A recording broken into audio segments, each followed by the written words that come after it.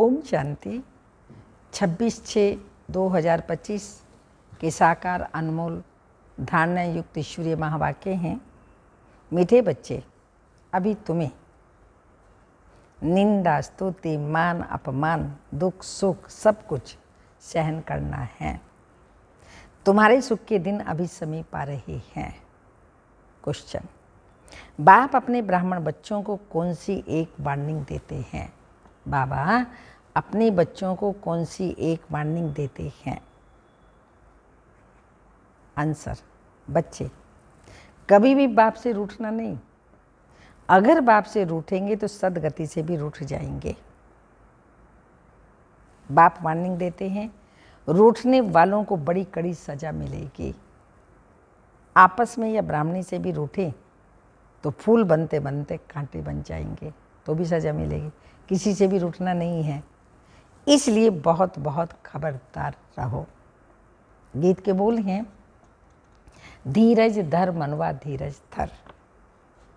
ओम शांति। मीठे मीठे सिक्की लदे बच्चों ने गीत सुना। तुम बच्चों के जो भी जन्म जन्मांतर के दुख हैं सब दूर हो जाने चाहिए। इस गीत की लाइन सुनी? तुम जानते हो अभी हमारा दुख का पार्ट पूरा होता है और सुख का पार्ट शुरू होता है। जो पूरी रीति नहीं जानते हो, किसी न किसी बात में दुख जरूर देखते हैं। यहाँ बाबा के पास आने से ही कोई ना कोई प्रकार का दुख भासेगा। बाबा समझ सकते हैं बहुत बच्चों को तकलीफ होती होगी। जब तीर्थ यात्रा पर जाते हैं तो कहाँ भीड़ होती है, बरसात भी पड़ जाती है, कभी तूफान लग पड़ते हैं। जो सच्चे भक्त होंगे वह तो कहेंगे हट जा क्या, भगवान के पास जाते हैं। भगवान समझ करके ही यात्रा पर जाते हैं। ढेर के ढेर भगवान हैं मनुष्यों के। तो जो अच्छे मजबूत होते हैं वह तो कहते हैं हट जा नहीं। अच्छे काम में हमेशा विघ्न पड़ते हैं, वापस लौटकर थोड़ी जाएंगे। कोई कोई तो लौट भी आते हैं। कभी विघ्न पड़ते हैं, कभी नहीं पड़ते हैं। बाप कहते हैं बच्चे, यह भी तुम्हारी यात्रा है। तुम कहेंगे हम बेहद के बाप के पास जाते हैं।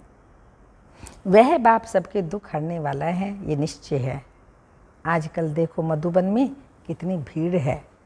बाबा को ओना रहता है, बहुतों को तकलीफ भी होती है, पट पे सोना पड़ता है। बाबा थोड़ी चाहता है बच्चों को पट पर सुलाए, परंतु ड्रामा अनुसार भीड़ हो गई है। कल पे पहले भी हुई थी, फिर भी होगी। इसमें कोई दुख नहीं होना चाहिए, ये भी जानते हैं। पढ़ने वाले कोई तो राजा बनेंगे, कोई फिर पढ़ तो रहे हैं, कोई राजा बन जाएंगे और कोई रंक बनेंगे। कोई का ऊंचा मर्तबा, कोई का कम, परंतु सुख जरूर होगा। ये भी बाबा जानते हैं। कोई बहुत कच्चे हैं जो कुछ भी सहन नहीं कर सकते। उन्हों को कुछ तकलीफ होगी, कहेंगे हम तो नाहिक आए, या कहेंगे हमको ब्राह्मणी जोर करके ले आई। ऐसे भी होंगे जो कहेंगे हमको ब्राह्मणी ने नाहिक फंसाया। पूरी पहचान नहीं है कि विश्वविद्यालय में आए हैं। इस समय की पढ़ाई से कोई तो राव बनेंगे, कोई रंक भी बनने वाले हैं भविष्य में। यहाँ के रंक और राव में, वहाँ और वहाँ के रंक राव में रात दिन का फर्क होता है। यहाँ के राव भी दुखी हैं तो रंक भी दुखी हैं, वहाँ दोनों ही सुखी होंगे। राव में रात दिन का दोनों में बाबा कहते दोनों ही सुखी होंगे। यहाँ तो है ही पतित विकारी दुनिया, बल्कि इसके पास धन है। बाबा समझाते हैं ये धन माल सब मिट्टी में मिल जाने वाला है। ये शरीर भी खत्म हो जाएगा, आत्मा तो मिट्टी में नहीं मिलती। कितने बड़े बड़े साहूकार हैं, बिरला जैसे, परंतु उनको क्या पता अब ये पुरानी दुनिया बदल रही है। मालूम होता तो फट से आ जाते, कहते यहाँ भगवान आया हुआ है, फिर भी जागेंगे, जाएंगे कहाँ। सिवाय बाप की कोई को सदगति मिल ना सके। अगर कोई रूठ गया तो क्या होगा? अगर कोई रूठ गया तो कहेंगे सदगति से रूठ गया। ऐसे बहुत रूठते रहेंगे, गिरते रहेंगे। आश्चर्यवत सुनंती निश्चय होवंती आदि आदि। कोई तो समझते हैं बरोबर इन बिगर कोई रास्ता ही नहीं, इनसे तो सुख और शांति का वर्षा मिलेगा, इन बिगर सुख शांति मिलना असंभव। जब धन बहुत हो तब तो सुख शांति मिले, धन में ही सुख होता है। वहाँ मूल वतन में तो आत्माएं शांति में बैठी हैं। कोई कहे हमारा पाठ नहीं होता तो सदैव हम वहाँ रहते रास्ता, परंतु ऐसे कहने से थोड़ी होगा। तो बच्चों को समझाया गया ये है बना बनाया खेल। बहुत हैं जो किसी न किसी संशय में आकर छोड़ जाते हैं, ब्राह्मणी से रूठ जाते हैं या आपस में रूठ करके पढ़ाई छोड़ देते हैं। अभी तुम यहाँ फूल बनने के लिए आई हो, महसूस करते हो बरोबर हम कांटे से फूल बन रहे हैं, फूल जरूर बनना है। कोई को कुछ संशय है, फलाना ये करता है, ये ऐसे है, इसलिए हम नहीं आएंगे, बस रूठ करके घर जाए बैठ जाते हैं। बाप कहते हैं और सबसे तो भल रूठो, लेकिन एक बाप से कभी नहीं रूठना। बाबा वार्निंग देते हैं, सजाएं बहुत कड़ी हैं, गर्भ में भी जो सजाएं मिलती हैं सब साक्षात्कार कराते हैं, बिगड़ साक्षात्कार की सज़ा मिल नहीं सकती। यहाँ का भी साक्षात्कार होगा। तुमने पढ़ते पढ़ते आपस में लड़ झगड़ कर रूठ कर पढ़ाई छोड़ दी थी। तुम बच्चे समझते हो हमको फादर से पढ़ना है, पढ़ाई कभी छोड़नी नहीं है। तुम यहाँ पढ़ते हो मनुष्य से देवता बनने, ऐसे ऊँचते ऊँच बाप के पास तुम मिलने आते हो, कभी जास्ती आ जाते हैं, ड्रामा अनुसार कुछ तकलीफ हो पड़ती है। बच्चों को अनेक तूफान आते हैं, फलानी चीज़ ना मिली, यह नहीं मिला, ये तो कुछ भी नहीं। जब मौत का समय आएगा तो अज्ञानी मनुष्य कहेंगे हमने क्या गुनाह किया, नाहिक जो हमें मारते हैं। उस पिछाड़ी के पार्ट को कहा जाता है खूने नाहिक पार्ट। अचानक बम से गिरेंगे, ढेर के ढेर मरेंगे, ये खूने नाहिक हुआ ना। अज्ञानी मनुष्य ऐसे चिल्लाएंगे, तुम बच्चे तो बहुत खुश होते हो क्योंकि तुम जानते हो इस दुनिया का विनाश तो होना ही है। अनेक प्रकार का विनाश ना हो तो एक सत्य धर्म की स्थापना कैसे होगी। सतयुग में एक आदि सनातन देवी देवता धर्म था, किसको क्या पता सतयुग आदि में क्या था। यह है पुरुषोत्तम संगम युग, बाप आए हैं सबको पुरुषोत्तम बनाने। सबका बाप है ना। ड्रामा को तो तुम जान गए हो, सब तो सतयुग में नहीं आएंगे, इतनी करोड़ों आत्माएं सतयुग में थोड़ी आएंगी। यह है डिटेल की बातें। बहुत बच्चियां हैं जो कुछ समझती नहीं, भक्ति मार्ग के हिरे हुए हैं, ज्ञान बुद्धि में बैठ न सके। भक्ति की आदत पड़ी हुई है, कहते हैं भगवान क्या नहीं कर सकता, मरे हुए को भी जिंदा कर सकते हैं। बाबा के पास आते हैं, कहते हैं फलाने मनुष्य ने मरे हुए को जगाया, तो क्या भगवान नहीं कर सकता। कोई ने अच्छा काम किया तो बस उनकी महिमा करने लग पड़ते हैं, फिर उनके हजारों फॉलोअर्स बन जाएंगे।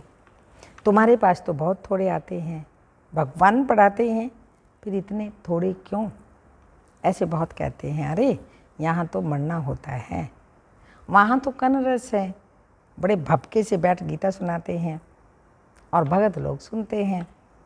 यहाँ कनरस की बात नहीं, तुमको सिर्फ कहा जाता है शिव बाबा को याद करो। गीता में भी यह अक्षर है मन मना भाव। बाप को याद करो तो विकर्म विनाश होंगे। बाप कहते हैं अच्छा ब्राह्मणी सेवा सेंटर से रूठ जाते हो, अच्छा यह तो काम करो और संग तोड़ एक, अपने को आत्मा समझो, एक बाप को याद करो। बाप ही पतित पावन है, बस बाप को याद करते रहो, स्वदर्शन चक्र फिराते रहो। इतना याद किया तो भी स्वर्ग में जरूर आएंगे। स्वर्ग में उच्च पद तो पुरुषार्थ के अनुसार ही मिलेगा, प्रजा बनानी पड़े, नहीं तो राजाई किस पर करेंगे। जो बहुत मेहनत करते हैं ऊंच पद भी वही पाएंगे। ऊंच पद के लिए कितना माथा मारते हैं, पुरुषार्थ बिगर कोई रह नहीं सकते। तुम बच्चे जानते हो, ऊंच ते ऊंच पतित पावन बाप है। मनुष्य महिमा बल गाते हैं परंतु अर्थ नहीं समझते। भारत कितना साहूकार था। भारत है स्वर्ग, वंडर ऑफ द वर्ल्ड। वह 7 वंडर्स माया के सारे ड्रामा में ऊंच ते ऊंच स्वर्ग है और नीच ते नीच नरक है। अभी तुम बाप के पास आए हो, जानते हो मीठा बाबा इतना ऊंच ते ऊंच ले जाते हैं, उनको कौन भूलेंगे। भल कहाँ भी बाहर जाओ, सिर्फ एक बात याद रखो, बाप को याद करो। बाप ही श्रीमत देते हैं, भगवानों वाच्य, ना कि ब्रह्मा भगवानों वाच्य। बेहद का बाप बच्चों से पूछते हैं, बच्चे हम तुमको इतना साहूकार बनाकर गए, फिर तुम्हारी दुर्गति कैसे हुई। परंतु सुनते ऐसे हैं जैसे कुछ भी समझते नहीं। तो बच्चों को थोड़ी तकलीफ तो होती है, दुख सुख स्तुति निंदा भी सब सहन करना पड़ता है। यहाँ के मनुष्य देखो कैसे प्राइम मिनिस्टर को भी पत्थर मारने में देरी नहीं करते। कहते हैं स्कूल में बच्चों का न्यू ब्लड है, बहुत महिमा करते हैं उनकी, समझते हैं यह प्योर फ्यूचर का न्यू ब्लड है।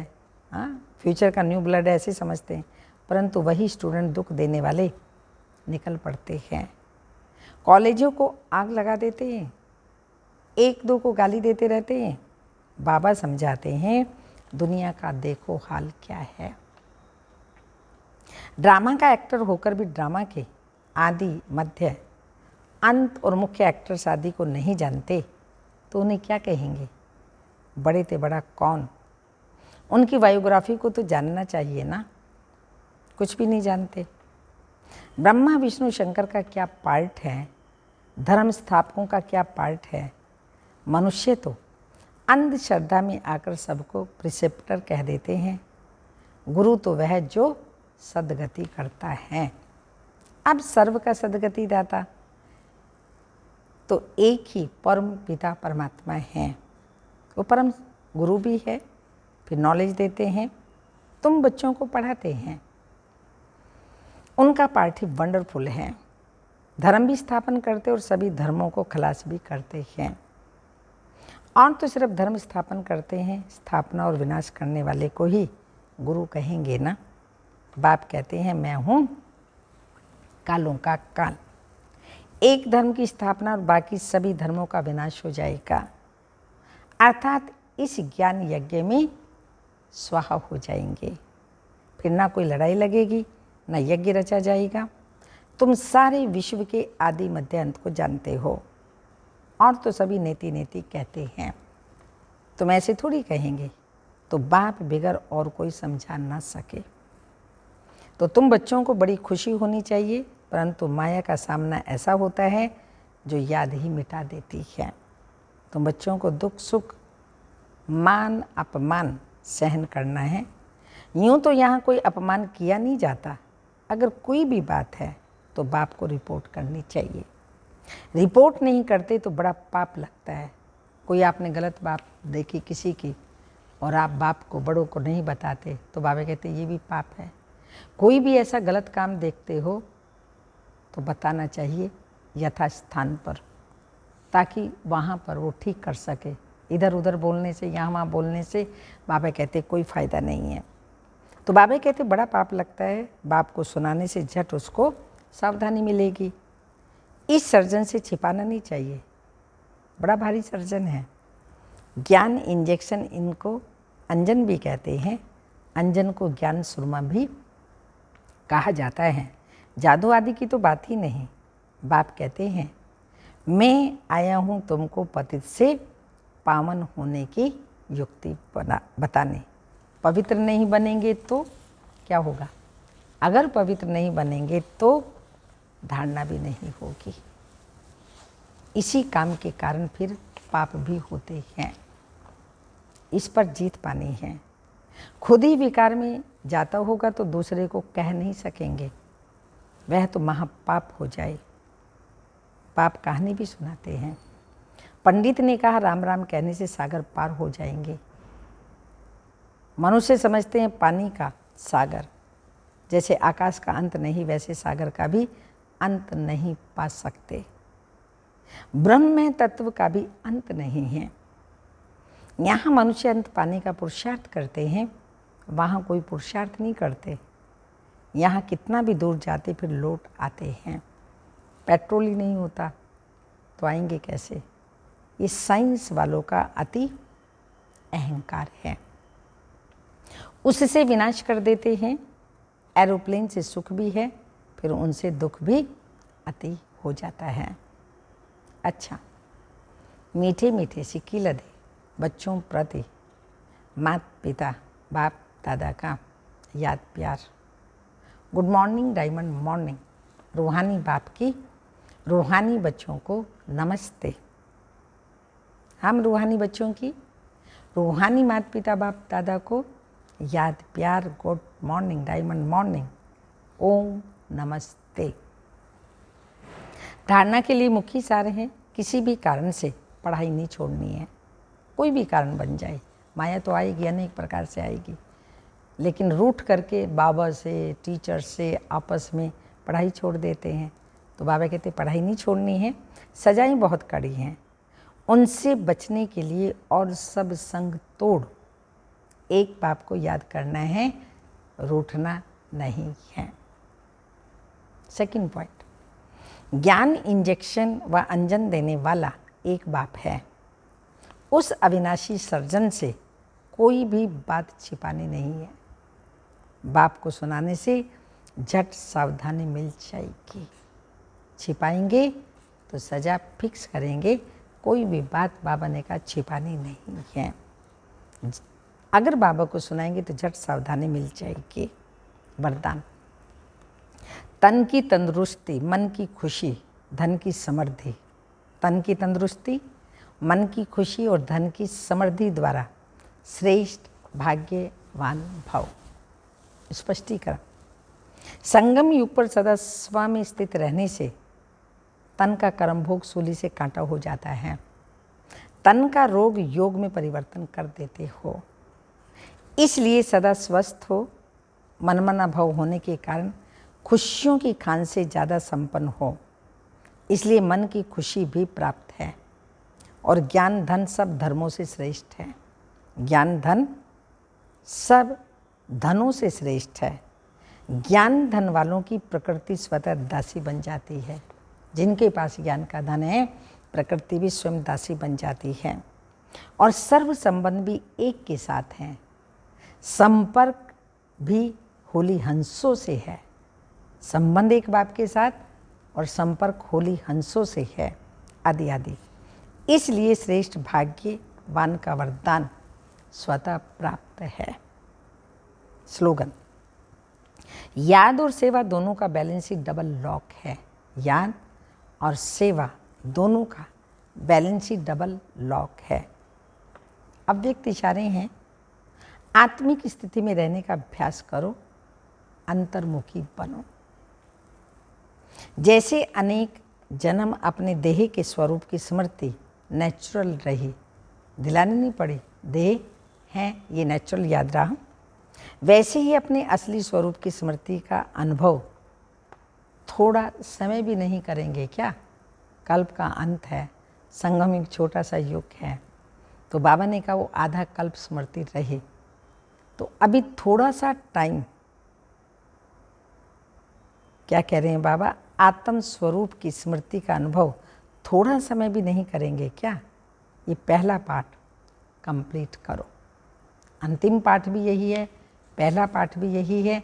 तो बाबा कहते हैं पहला पाठ कंप्लीट करो, तब अपनी आत्म अभिमानी स्थिति द्वारा सर्व आत्माओं को साक्षात्कार कराने के निमित्त बनेंगे। पहला पाठ पक्का होगा तभी आत्माभिमानी स्थिति द्वारा सर्वात्माओं को साक्षात्कार कराने के निमित्त बनेंगे। ओम शांति।